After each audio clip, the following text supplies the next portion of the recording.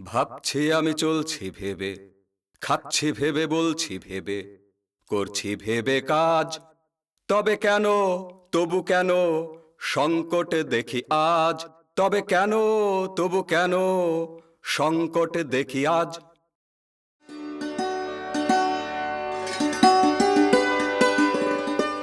রাসায়নিক সার, pesticide, hormone 2000 সালের দিকে আপনার শুধুমাত্র পেস্টিসাইডে ব্যবহার করা হতো 50,000 টনের বেশি। আপনি ভাবতে পারেন যে 50,000 টন বিষ আমাদের ফসলের জমিতে ছিটানো হয়, সেগুলো আমাদের শরীরে যায়।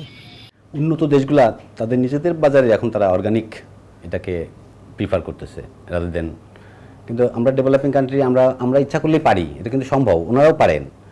কিন্তু হয়েছে কি যে আমাদের দেশের লোক সংখ্যা বেশি, তো এখন টোটাল জিনিসটাকে যদি একবারে আমি ড্রাস্টিক্যালি চেঞ্জ করে ফেলি তাহলে ফুড ক্রাইসিস হতে পারে, যার কারণে স্লোলি অ্যান্ড গ্র্যাজুয়ালি এটা করা যেতে পারে। হাইব্রিড, উফশিজাত, প্রচুর পরিমাণে আপনার রাসায়নিক সার দিবেন, পেস্টিসাইড দিবেন, তারপরে আপনার খাদ্যর উৎপাদনটা বেড়ে যাবে।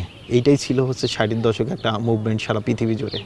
এবং সেইটা করতে যে দেখা গেছে পৃথিবীর বিভিন্ন দেশে দেখা গেছে তাদের পরিবেশ সংকট তৈরি হয়েছে।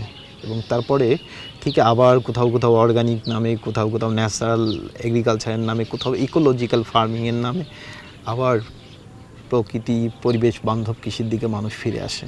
গত 40-50 বছরে আমরা রাসায়নিক সার এবং কীটনাশক দিয়ে খাদ্য উৎপাদনের যে সফলতা অর্জন করেছি, তার বিপরীতে আমরা কিন্তু প্রকৃতিকে অনেক ক্ষতিও করেছি, এবং যে ক্ষতিটার মাধ্যমে আমরা অনেক ধরনের জৈববৈচিত্র্য নষ্ট করেছি, সেটা ফিরিয়ে নিয়ে আসা জরুরি। এবং সেটাকে ফিরিয়ে আনতে হলে প্রকৃতি নির্ভর যে কৃষি, সেই কৃষিটাকেই আসলে আমাদেরকে সামনের দিকে নিয়ে আসতে হবে। এইটা হচ্ছে প্রাণের দর্শনের উপর প্রতিষ্ঠিত হবে, এবং প্রকৃতি সেরকমই একটার উপর আর টিকে থাকে। একটা জটিল খাদ্য শৃঙ্খলার মধ্যে মানুষ তার প্রকৃতি থাকে। এটাকে রাস্তার দুই ধারে আমরা যখন গ্রামে যাচ্ছি তখন দেখছি প্রচুর গাছ জড়াজড়ি করে খুব ভালো আছে। আমরা তো সিদ্ধান্ত নিলাম এরকম প্রকৃতি যদি হতে পারে তাহলে ফসল কেন হবে না। আমি যেভাবে চাষবাস করতাম ওইভাবে তো রাসায়নিক সার ব্যবহার করতাম। এখন দেখতেছি দেলার বাইরে যেভাবে চাষবাস করতেছে এটা জৈব সার দিয়ে করতেছে, এবং এইভাবে চাষবাস করলে আমাদেরও মানে যে টাকা ব্যয় তো চাষবাসে তার চেয়ে কিছু কম হইব এবং ফসলও ভালো হইব।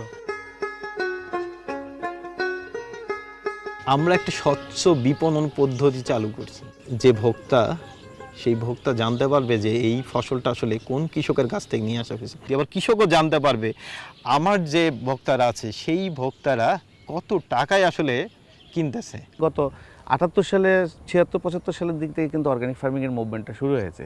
এখনও পর্যন্ত কিন্তু মুভমেন্টটা আমরা সেভাবে পাইনি, শুধুমাত্র কৃষক করতে যাচ্ছে, ভোক্তার কাছ যে লিঙ্কটা সেটা করা হয়নি। সো প্রাকৃতিক কৃষি বিপণন কেন্দ্র বলেন, প্রাকৃতিক কৃষি কেন্দ্র, তাদের যে এই উদ্যোগটা ডেফিনেটলি ভালো। মানুষ ছিল অনেক বেশি বিচ্ছিন্ন, সে বাজার থেকে তার ইচ্ছা মতো টাকা হইলে কিনে নিয়ে আসতে পারতো।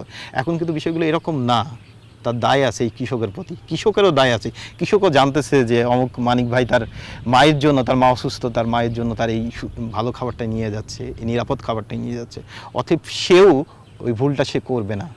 রাসায়নিক সার এবং কীটনাশক দিয়ে যে সকল ফলমূল শাকসবজি হয় সেগুলো স্বাস্থ্যের জন্য ক্ষতিকর, কিন্তু এখানে আমরা আসলে আশ্বস্ত যে এই জিনিসগুলো প্রাকৃতিকভাবে তৈরি, এই জন্য আমরা প্রাকৃতিক উৎপাদিত জিনিসগুলোই কিনছি এবং খাচ্ছি। মানে মেইন সমস্যা যেটা হয় ফুড সেফটির, বাচ্চা আর এল্ডারলি পিপল, প্রায় প্রত্যেক বাড়িতেই একটা দুইটা করে ডিসেবল বাচ্চা হচ্ছে।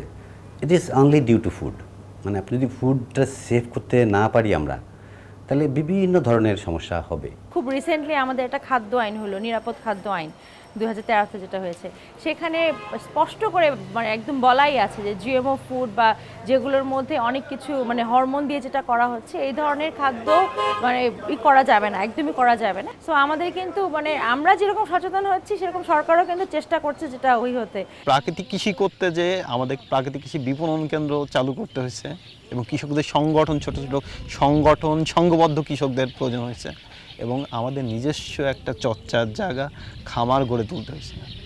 এর পাশাপাশি কৃষকদের যে আদি জ্ঞান, যে প্রকৃতি বান্ধব যে কৃষি, সেটার জন্য কৃষকরা নিজেরাই উদ্যোগ নিয়ে একটা স্কুল তৈরি করছে ঘাটাইলে, আমরা তাদের সাথে আছি। প্রাকৃতিক কৃষি খামার 3টা উদ্দেশ্যকে সামনে রেখে করা হয়। এক হচ্ছে শহরে যে তরুণ আছে সেজন্য এসে এখানে চাষবাস করে এই প্র্যাকটিসের সাথে, এই অনুশীলনের সাথে যুক্ত থাকে। 2 হচ্ছে আশেপাশে যেসব কৃষক আছেন যারা বিষ দিয়ে, রাসায়নিক সার দিয়ে চাষবাস করেন, তারা এসে দেখবেন যে নিরাপদ খাবার উৎপাদন করা, অধিক উৎপাদন করা সম্ভব এই চাষ পদ্ধতি। তৃতীয়ত হচ্ছে পরিবেশ বান্ধব যেসব দেশি বীজ আছে সেগুলোকে সংগ্রহ করা হয়, সংরক্ষণ করা হয়। গত বছরের অক্টোবরে যখন আমরা প্রথম শুরু করলাম তখন 8 থেকে 10টা পরিবার আমাদের সাথে ছিল, আমাদের খুব কাছের পরিবারগুলো। আমি আমার বন্ধু বান্ধব এবং আরও সহকর্মীদেরকে ফেসবুক পেজেও মনে করেন যে আমি করেছি, ওই ইনবক্স করেছি অনেক ক্ষেত্রে যে এই পাওয়া যাচ্ছে এখানে, তোমরা চাইলে এখানে আসতে পারো। এখানে প্রায় 4000-এর বেশি সদস্য আছে বাংলাদেশে, বাংলাদেশের বাইরে, বিশেষ করে ইন্ডিয়াতে আমাদের অনেক বেশি সমর্থক আছে। পশ্চিমবাংলায় প্রচুর ছেলে মেয়ে আমাদের দেখে উৎসাহিত হয়ে কাজ করতেছে। তথ্য প্রযুক্তির মাধ্যমে খুব দ্রুত আসলে গ্রামের তরুণদের সাথে শহরের তরুণদের যোগাযোগ হচ্ছে, তার ইকোলজিক্যাল ফার্মিং নিয়ে, প্রাকৃতিক কৃষি নিয়ে, নিরাপদ খাদ্য নিয়ে যোগাযোগগুলো হচ্ছে এবং এক জায়গায় করতেছে সব জায়গার তরুণ। আমার মনে হয় যে এই সেতু বন্ধনে একজন অনেক বড় পরিসরে একটা আন্দোলন তৈরি করবে, যে আন্দোলন আমাদেরকে আমাদের প্রকৃতি, আমাদের পরিবেশ, আমাদের ইকোলজি নিরাপদ করবে।